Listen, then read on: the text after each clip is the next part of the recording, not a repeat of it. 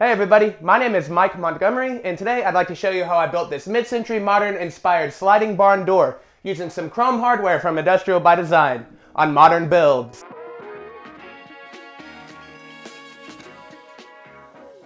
One of the really cool things about this project is that it's made completely out of 1x6s. So here I'm setting up a stop block on my miter saw so that I can make repeatable cuts and they'll all be the exact same length.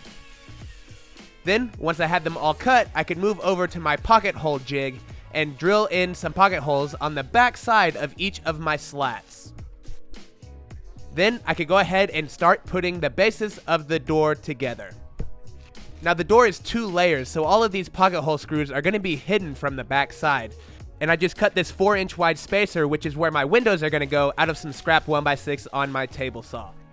And whenever I'm choosing which slats to use, I'm pairing up 2 pieces from the same board. That way the grain matches and it's going to look really nice for the end product. And here I'm just using a circular saw to trim off the excess. The plexiglass that I'm using is just under 1/8 of an inch thick, so here I'm using a 1/2 inch rabbiting bit in my trim router to make a recess for it to set into. Then I could go ahead and cut my plexiglass.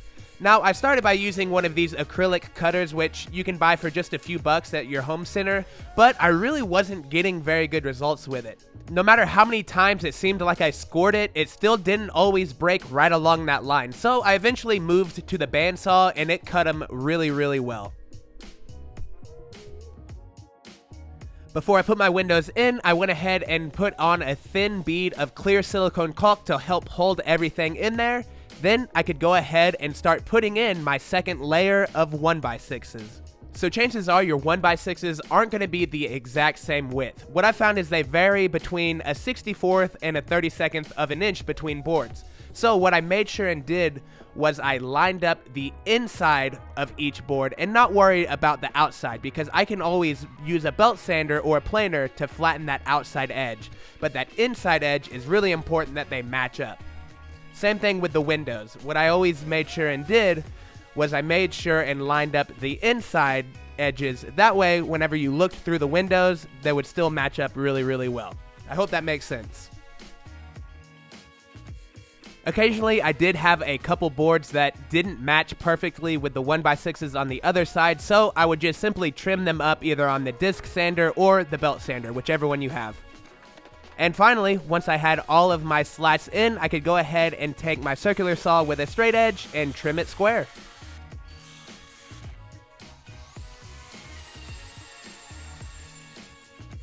After I got done belt sanding everything flat, I went ahead and moved to belt sanding the edges square and even. And once I did that, it was actually really hard to tell that it was 2 1x6s sandwiched together. They blended really well.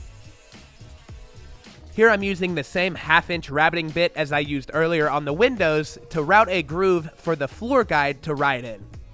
This will keep the door from coming out too far forward or swinging back and hitting the wall behind it. Then I could get some masking tape and mask off all of my windows to keep any stain or finish from getting on them. Before applying the stain though, I put on a coat of wood conditioner so it soaked everything up more evenly. Now, this wood was a little weird because after I put on the first coat of special walnut stain and wiped it off, it really didn't absorb very much. And it's not because of the wood conditioner, because I tried it on another piece of wood and it worked out fine. So I put on 2 more coats of a dark walnut stain and that got it to a good color. But my recommendation is to try the special walnut first. I think there was just something weird with my particular pieces of wood. And here I'm putting on a couple coats of polycrylic by Minwax, and I'm using the matte finish, which is a really low gloss. Then I could go ahead and mask the windows in the opposite direction and spray on the frosted glass spray. The caster kit for this hardware was actually really simple to install, which was nice. All I did was drill out the holes after I marked where their locations needed to be and put in this threaded insert. And that's what the bolts with the hardware are going to use to grab onto. Then I could go ahead and mark out the locations for where my rail is going to go. So first off, I needed to find where the studs were and then install them all at the exact same height, using a level to make sure that they were. Then I pre-drilled all of my holes and screwed on my first brackets. Then I could go ahead and attach the second part of the bracket, which is what holds the rail on. And once I had everything tightened down and knew that it was sturdy, I needed to take off my old door on the closet so that I could install the new one. And once I knew everything was tracking properly, I could go ahead and install my floor guides as well as my door stops to keep the door from going too far forward one way or the other direction. This project really came out nice, and I love the chrome hardware with that dark walnut stain. It's a cool combination. And I apologize, I got a new camera this week, so my colors are a little bit off. I'll have that fixed really soon. So be sure and check out Industrial by Design. They've got way more than just barn door hardware. They've got awesome hairpin legs, frame style legs, all kinds of stuff. In fact, I'll make a playlist linked right here of all of the videos that I've done using Industrial by Design products. And I'll be sure to leave a link in the description to their website along with their Instagram. Not to mention this code that'll give you 10% off your first purchase. So thanks a lot everybody for watching. I really appreciate it. Sorry it's taken me a long time to put out a video. It's been, I think, an entire month since my last video. I've been in the process of moving out to a new house as well as into a new shop, so that's been a little overwhelming in terms of trying to get out project videos with it, but I'm pretty much all set up now and ready to get back on schedule. If this is your first time to my channel, I'd like to say welcome, as well as please subscribe, because now that I'm back on track, I'm going to be posting videos just like this on a weekly basis, so you want to keep updated with those. And if you enjoyed this video, I'd appreciate it if you hit the like button. That lets me know what kind of projects you guys are into